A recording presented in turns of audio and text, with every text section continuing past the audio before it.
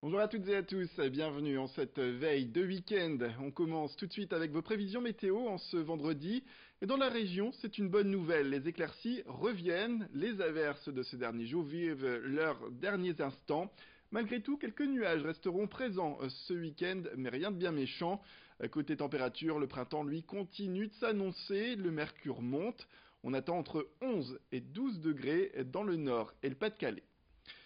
C'est le retour de la collecte pour les membres des Restos du Cœur ce vendredi et ce samedi, elle va permettre d'étoffer le stock de nourriture distribué cet été. L'appel est donc lancé, vous pouvez d'ores et déjà apporter des dons dans les hypermarchés ou supermarchés de la région. Alors petit rappel, il s'agit de dons de produits secs en conserve non périssables ou encore des produits d'hygiène. Vous vous en doutez, il faut qu'ils gardent leur saveur et leur côté non périssable pour cet été.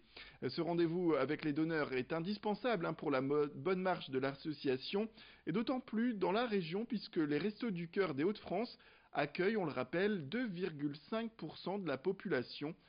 C'est un chiffre encore assez important. Michel Charpenay est revenu sur ce plateau hier pour parler de cette nouvelle collecte. On a l'habitude de le recevoir. Bon, ce sont des produits secs, comme on dit, enfin, qui peuvent se conserver naturellement, puisqu'on va les distribuer durant tout l'été. Donc des produits secs de toute nature, alimentaires, mais aussi des produits d'hygiène, des produits pour bébés, ça c'est bien, pour aider les familles qui sont à difficulté. Donc on prend tout ce que les gens veulent bien prélever de leur caddie pour mettre dans nos caddies et qu'on va ensuite distribuer aux gens qui en ont besoin, quoi. Le groupe Kingfisher, propriétaire des magasins Castorama et Brico Dépôt, a annoncé en février la suppression de 446 emplois, des postes supprimés principalement dans les branches administratives. Alors pourquoi ce choix? Eh bien c'est pour délocaliser certains services en Pologne. Le hic, c'est que la direction a aussi fait comprendre que des salariés français auraient à former d'ici le mois d'octobre les Polonais qui les remplaceront. Un choix révoltant pour les syndicats qui se sentent, disent-ils, humiliés et utilisés. Alors malgré tout, des postes de remplacement pourraient être proposés aux personnes qui devraient être licenciées. Jean-Paul Galtier, délégué de Force ouvrière, est revenu sur ce combat que les syndicats mènent. Il ne fait que commencer. La direction, suite je dirais, à l'emballement qu'il y a eu sur cet élément et les mois que ça a créé auprès des salariés, a venu dire que bon, ce ne seront pas les salariés licenciés qui formeraient les salariés qui viendraient prendre leur poste, mais que ce seront les salariés qui resteraient eux en poste, qui, en tout état de cause, il y a quand même une transmission de savoir qui s'opère in situ entre les salariés français et les salariés polonais, donc du moins certains d'entre eux, pour assurer la continuité des dossiers. Et ça choque énormément les salariés. Il y a des endroits où il y a des postes très spécifiques qui sont utilisés, dont les process ne sont connus qu'une ou deux personnes, si vous voulez. Et ces personnes-là, dont les postes sont appelés à disparaître, vont devoir former, alors peut-être pas directement les salariés polonais, mais leur chef pour qu'ils eux-mêmes puissent former les salariés polonais. Ça a quand même du mal à passer. Ça a quand même beaucoup de mal à être digéré par les salariés, où on se dit, bah, je supprime mon emploi et en fait, il faut que je transmette quand même les informations pour permettre à d'autres de continuer. Une idée de sortie pour ce week-end, la grande fête de la mi-carême à Hasbrook se tient jusque mercredi. Pour l'occasion, la place de la ville est habillée d'une fête foraine, vous le voyez sur ces images.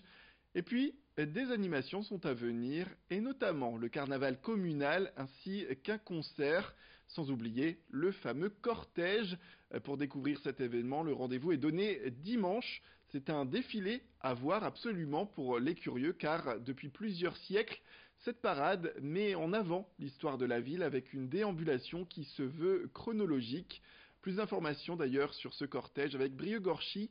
Il est allé rencontrer les responsables de cette fête de mi-carême, gratuite, c'est bon de le souligner, et surtout ouverte à tous.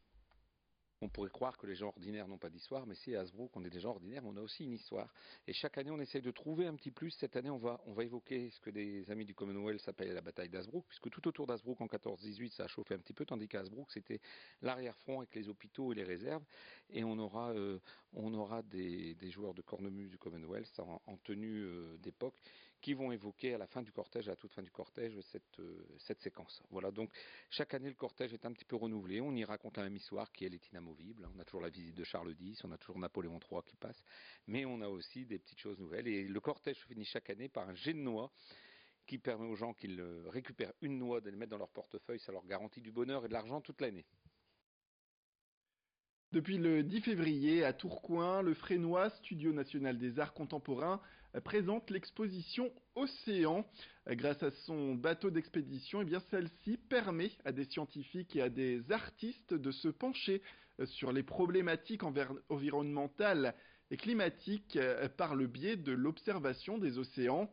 Photos, films et œuvres d'art, une vingtaine d'artistes présentent leur installation dans une ambiance qui se veut tamisée, vous pouvez le remarquer, au sein de laquelle des sons et des odeurs sont également diffusés.